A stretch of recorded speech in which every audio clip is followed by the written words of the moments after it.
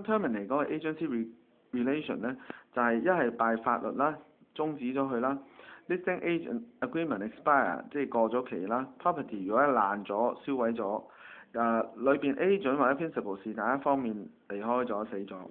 terminate by either party 就係話 agent 同 principal 大家同意雙方同意咁樣去 terminate。terminate by agent 就係話 may be liable for damage。如果有個 agent 自己佢話我唔做啦，我要terminate，係啦，喺呢度就係話要咯，可能會有賠償咯。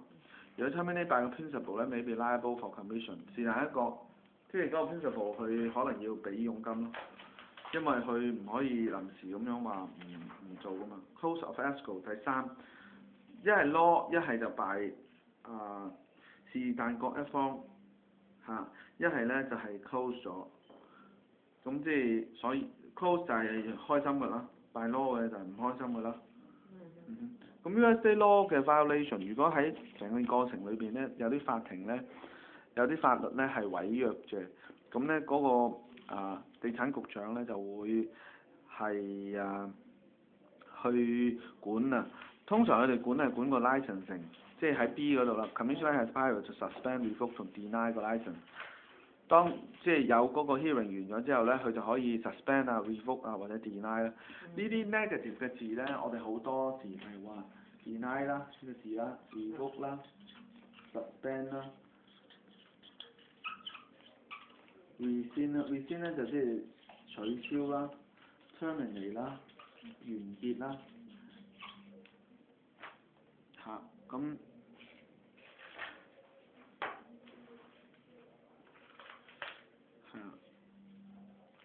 咁所以呢啲英文字咧，全部都係一啲即係唔要咁嘅意思。咁同埋係嗰個地產局局長係由州長選嘅，appoint 嘅。係啦。咁如果佢犯嘅係一啲誤導嘅 misrepresentation 嘅不實嘅陳述咧，佢分三個啦，但係呢三個咧佢唔考嘅。即係 innocent 係無知，即係negligent 咧就係佢自己因為有少少嘢睇漏咗、疏忽咗。fraudulent 咧就即係擺明係知道嘅，佢係明知故犯嘅。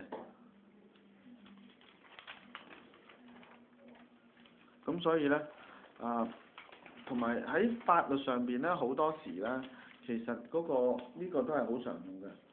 innocent 無知。就喺呢邊。但係 innocent 嗰啲佢應該唔即係唔會起訴啊，即係可能會有犯錯啫，但係可唔可以俾人起訴定係innocent 佢一般 innocent 都咩嘅咧？係啦，嗱 innocent 即係其實呢度咧就即係叫做嗰個知道啦，知道嘅程度啦。咁其實我哋咧隨住時間咧，好多時咧知道嘅程度都會變㗎嘛。咁啊你會發現初咧可能大家咧 TDS 樣嘢大家都唔知嘅，但係後尾慢慢知多咗嘅時候咧，就 misrepresent 呢個表咧就係嗰啲法律上面嗰啲表咧，我睇翻嚟㗎。咁嗱，你睇下知道係好多。初咩都唔知，咪當係零咯，知好少咯。隨住時間越嚟越知得多，所以隨住時間咧，你係要越嚟越小心，就係話自己千祈唔好欺詐啦，唔好 fraud 啦。咁所以有啲人咧係選擇唔知樣嘢都唔理。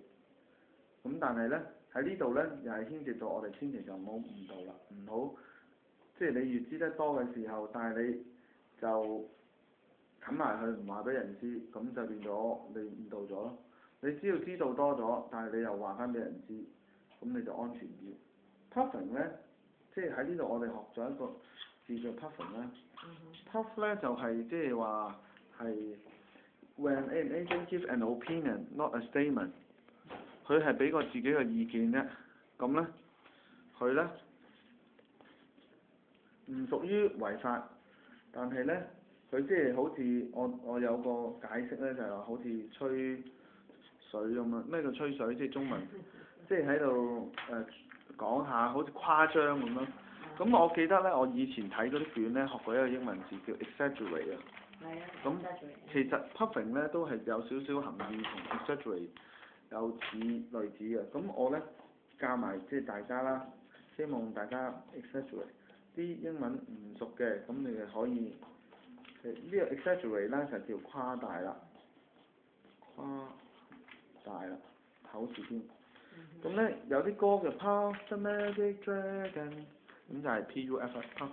我哋而家都盡量學咧，學讀音讀埋佢好啲，串字咧盡量串埋佢好啲。咁記得。咁啊係，因為如果真係要做嗰陣時，都會容易寫俾人哋啊。係啦，咁係咯，